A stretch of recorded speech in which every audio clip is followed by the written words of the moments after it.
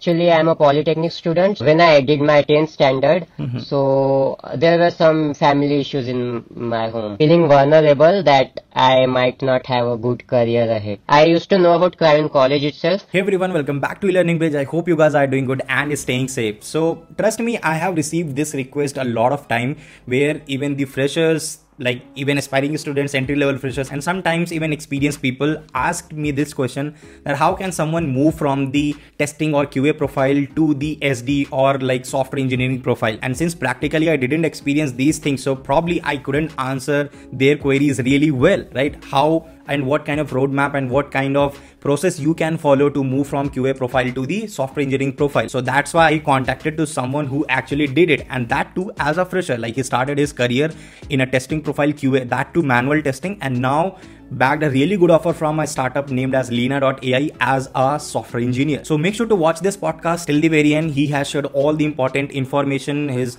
roadmap, the way he actually upskilled himself, the kind of latest tech stack he worked on, what kind of resources did he follow, what kind of project he worked. And at the end, if you find it really informative, then also like this video. And if you're someone who is also in the same boat, like trying to switch from the QA to software engineering, then put your experience in the comment section, like how did you do it and what kind of challenges did you face, how did you resolve, so that it can even help other people as well. And if you're new to my channel and watching these podcasts for the very first time, then make sure to hit the subscribe button and press the notification icon. Okay, so thank you so much Ashish for joining my podcast, and it would be really great if you can even introduce yourself to my audience and about your academic background. Thank you for having this session. So my name is Ashish Prasad, and starting from my college background itself, like I actually am a polytechnic student. So I started after my 10th, I started with my polytechnic career, and then itself I developed sort of interest for development, specifically in the area of object-oriented development, so wherein we have to model the real-life scenarios. That time itself, I started applying for some hackathons as well, like Smart India Hackathon was started back then itself. And after that, I had a college that was in my mind for engineering,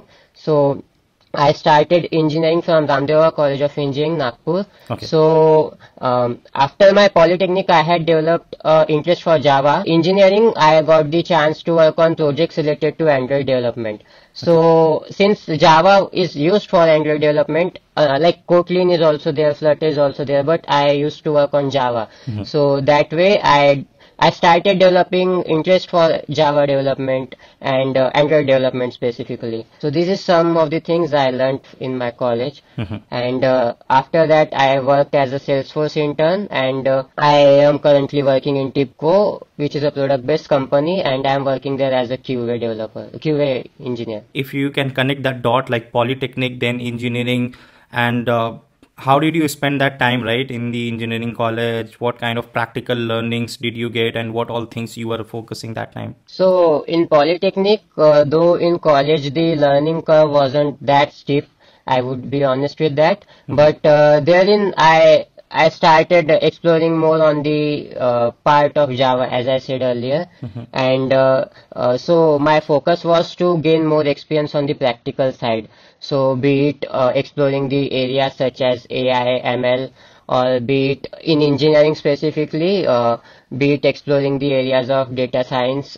These were some of the areas that I was focusing on, and as I said that in college, my interest was for subjects such as OS and data warehouse management and design patterns. We had a Smart India Hackathon in 2019, so therein I, along with my friends, were selected for the finale. So whatever we learned or whatever we planned for development and for the hackathon, we tried to implement it over there. This was during the third year. Okay. After that, my focus for practical learning improved, and that time I got more interested into data science part as well. So basically, I have been liking a lot of fields, but now I have a particular passion for something that I want to do in future. If you can talk a little bit about the shift from the polytechnic to engineering, like why not engineering just after completing 10+2? Any confusion was there? So actually this is a bit related to my background. So okay. When I did my 10th standard, so there were some family issues in my home.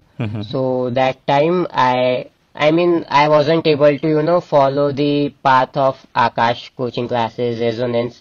They had huge fees, and I thought that there is an alternative to this career. I want to go into engineering, that was fixed in my mind. But since we had a bit of financial issue back then, so I thought the best way I can go to that path is that using Polytechnic as a stepping stone. So in there, I had the option to get the TFWS waiver, so that way I would not have that much expense.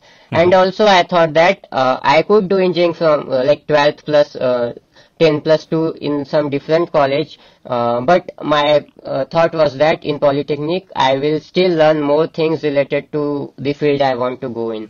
So that will be like a preview version of engineering. So that's why I started to focus more on that. Before that, I was thinking of 10 plus 2, but after knowing about all of that, I made my mind like firm for going into 10 plus 3 plus 3. You interned at a startup based on Salesforce as a full stack engineer, and like also had offer from the Mu Sigma, which got changed unfavorably because of the COVID. So what was your plan like after the offer change? What was the situation in your mind? How you were dealing with these things? Obviously, like you would have felt really bad about it. So yeah, so actually it was the start of my fourth year, and I got the offer in August, which is like the starting of fourth year itself.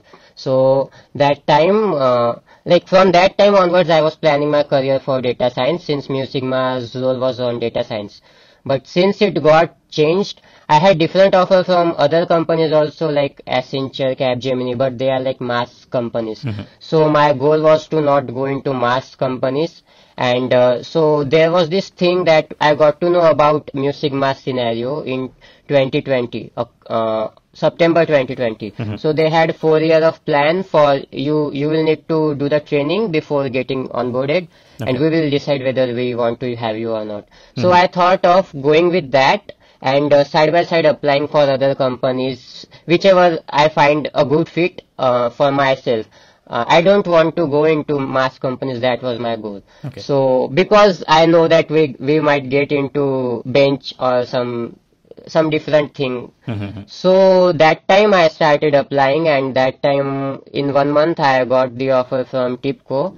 So I came to know about this company and I explored about it. I liked the thing that they are a product-based company and they work on the ETL related products, data science related products. That's how I came across my terms that I want to go into this company. Your journey with TIBCO, where you completely shifted to the profile which you were not looking for earlier, right? As you said, like data science, ML, full stack, and these things. So you joined TIBCO as a QA in manual testing. What was the reason behind choosing testing profile, and did you enjoy it? How's the thing with the QA profile? So after the Mu Sigma's offer was changed, I was feeling vulnerable that I might not have a good career ahead.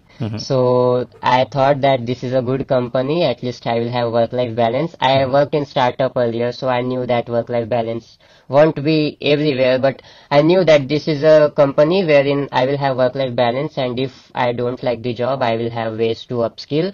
And if I like the job, but if I don't have the learning curve, I will still have ways to upskill so that I can go into either the manual plus automation track or either into different track. So I wasn't sure about the development track, but I thought that since I asked some of the people who I know that this is manual testing and I will might be having scope of automation. So what is their experience of as a QA?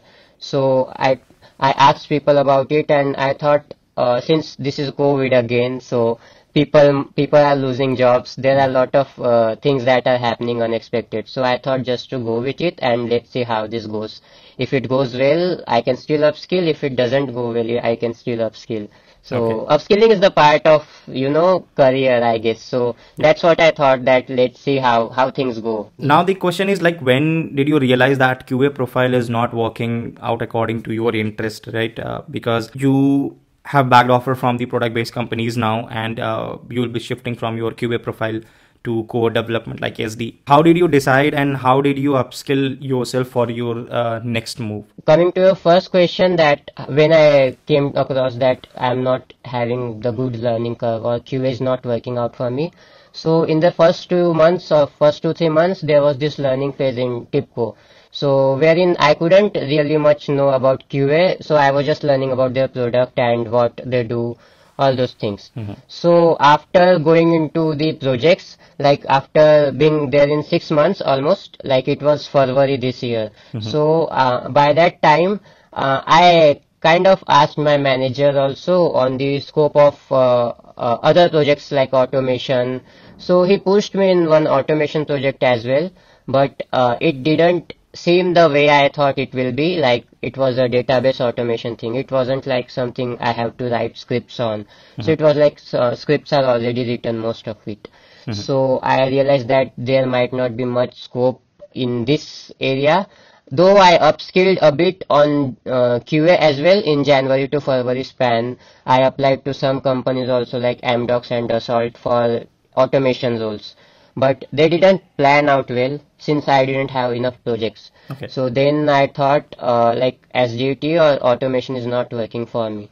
So that time I started to explore about other possibilities. I learned about Masai School, then Cryo. Cryo's like thing came up when like I used to know about Cryo in college itself, but then I received the mail from Cryo and the LinkedIn email from Cryo. So I actually was vulnerable or insecure that I want to go into development job.